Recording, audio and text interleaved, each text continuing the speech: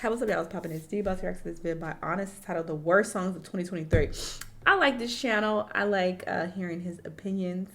We're gonna hear what songs he calls out, and I will give my opinions as well, and let y'all know if I agree or disagree. But yeah, let's hop into it. 2023 has been an okay year for popular music. I wouldn't say it's been a great year, but it certainly hasn't all been bad. I will say the bad songs, however, stuck out like a sore thumb this year. Maybe a little more than usual. But nonetheless, let's hop right into discussing them. K-pop with Travis Scott, Bad Bunny, and The Weeknd. With a song this heavy loaded with star power, you'd expect it to be... I was very disappointed because I was like, oh, this is a crazy collab. What this about to sound like, and it gave nothing for me personally. The year's most inescapable hits, yet it left virtually no footprint. And upon first listen, it was clear to see why. It's a genuinely boring song with super generic production. I just don't understand how three of the biggest artists in the world, who all have very distinctive styles, can create something so devoid of personality or presence. Damn. Next song is Search and Rescue by Drake. What would a normal year in popular music look like without Drake releasing a bad or mid song at this point? It's so predictable. I'm kind of wanting him to shock me and release something as good as his earlier days. But Drake has proven to be quantity over quality. And if his last few albums have proven anything, it's that Drake... That song did have to grow on me though, I'm not gonna lie. When I first heard it, I was like, okay, but it grew on me. It's just not in great artistic shape. Search and Rescue sounds devoid of any and all character. It's like if you told AI or a team of writers to write a Drake song, this is what it would sound like. It's not very good or convincing. Karma remix with Ice Spice. Never in a million years did I expect Ice Spice and Taylor Swift to have a collaboration. Especially within Ice's first year of visibility. She's had massive hype, and securing a feature with the biggest pop star on the planet, who by the way doesn't have a lot of rap features, seems like one, such a hard thing to do, and two, very impressive. I like the original Karma well enough. It has a nice melody, nice production, and unique thematic angle. Unfortunately, the magic is completely lost on Karma Remix. This is No Boy's a Liar. Ice Spice sounds awkward and misplaced, and her verses just drag along. She added nothing to the song, but it served as yet another notch in her belt. Baby Don't Hurt Me, David Guetta, Anne-Marie, and Coi Leray. David Guetta came back in a big way last year with I'm Good alongside BB Rexa, which was just a reworking of I'm Blue by Eiffel 65. And ever since then, Guetta has been trying to recapture lightning in a bottle with his mini releases that follow the same exact formula. This time around taking on Hathaway's What Is Love, with Anne-Marie and Coi Leray tagging along. Coi's verse actually isn't half bad, but the verses are forgettable. The style of brash synths are awful, and Hathaway's original song sometimes gets ragged on for being a little cheesy, but it's arguably the most iconic Eurodance song of all time. And David Guetta attempting to rework it only highlights how great of a song the original is. Single soon, Selena Gomez. Selena Gomez has become a makeup lady. Rare Beauty has done extremely well. Selena's music career and output has not been as consistent as her presence in the media, and her musical return this year left a lot to be desired. Selena literally has no presence at all on this song. She sounds like she was forced to record it and was bored while doing it. I imagine if someone like Carly Rae Jepsen sung this song, it would have sounded and fared much, much better. But Selena doesn't have enough vitality on this song. It's quite literally the type of plain background music you'd expect to hear on something like a makeup advert. Bongos, Cardi B, and Megan Thee Stallion. Cardi B seems to be stuck artistically. She's been up and down about her album. She's been coasting on features, ass like a plum. Has expressed a lack of security in her music. A far cry from her boisterous debut in 2018, where everything seemed to fall in line seamlessly.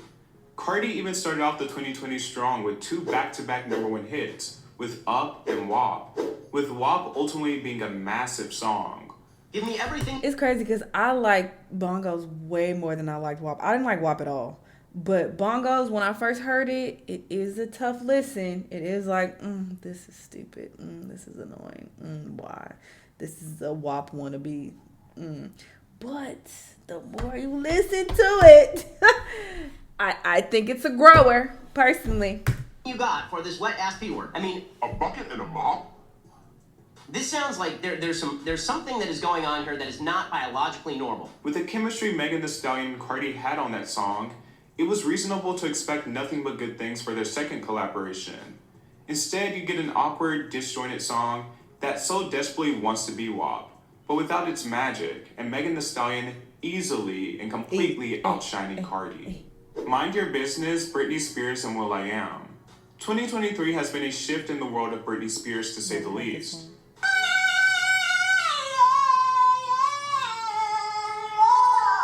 Post-conservatorship Britney is drastically different, which is expected, but I always wondered how this would materialize into music, if any at all. I didn't expect Britney to return to music, and yet she came back with 2 songs with 2 very different male collaborators. One with Elton John, who has been reworking a lot of his old material into the modern landscape, and will.i.am, who Britney previously had a massive hit with Scream and Shout. And he was also behind the mess of Britney Jean. And yet, the song they released sounds like an outtake from that era. The woman singing on the track barely sounds like Britney Spears. It's robotic, but not in the cool with intent type of way. The beat and synths are also trash, and the lyrics are just mind-numbing and super repetitive. If you are expecting anything similar to the fiery Piece of Me, then you will be greatly disappointed. Mother, Meghan Trainor.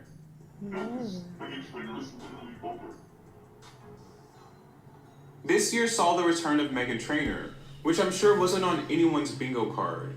But TikTok is the app that keeps I don't know giving. these people. Let's Unfortunately, Meghan isn't giving good songs. Perfectly timed because the mother meme and lingo. I mean, obviously, I've have heard of her, completely but I taken over don't. the internet. I'm not familiar with her. But if you have to use the word mansplaining in a song that's about being a mother, you've automatically lost me. If you have to use mansplaining in a song in general, you've automatically lost me. But especially considering the subject matter. And the Mr. Sandman interpolation is so tacky. Even a video starring Kris Jenner, one of the most famous mothers and momagers on earth, couldn't give life to the song. Try that in a small town Jason Aldean. Well, not only is the song legitimately shit, it has a bad melody, generic bro country styled instrumental. It was obviously hard not to take notice of the implications I don't know. and microaggressive nature of the song and video. I feel like it's also one of those songs that are specifically designed to be undertones. in the sense of having simple-minded people applaud it for don't. speaking the truth and being some great opposition against the post-cancel culture. It's just a stinker in every way. Hands on Me, Jason Derulo, and Meghan Trainor. 2 pop He's stars still who had their making prime in the music? 2010s and had TikTok breathe new life into their careers, which has resulted in several bad, desperate, and on-the-nose pandering songs from both. Damn. Their biggest offense, however, came as a duo, flipping one of pop and R&B's greatest standards, Benny King's Stand By Me, into a lame and plastic sex jam. The funny thing is, they managed to make it sound like every Meghan is Trainor so song corny in to me. existence. Soulless, flavorless, uninspired doo-wop. I've never seen someone so attractive that I'm not attracted to at all. You know? Like, he is a very attractive man, but he's so unappealing. I don't know what it is. Like, he has a nice body and everything. In an era filled to the brim with lazy sampling, Look at this beard. This one- He's such a nice looking man, but it's particularly egregious. While they spend the entire song begging someone to put their hands on them, let's just hope neither one of them put their hands on the classic song again. Oh, the shade. Yeah, something about this man just rubs me the wrong way. I don't know. Or maybe it's my, abilities kicking in and he is not a good person. Maybe he's such a terrible person that is what I'm sensing. But very odd. Yes, I don't know a lot of these songs that he mentioned, but the ones that he did mention, I disagree.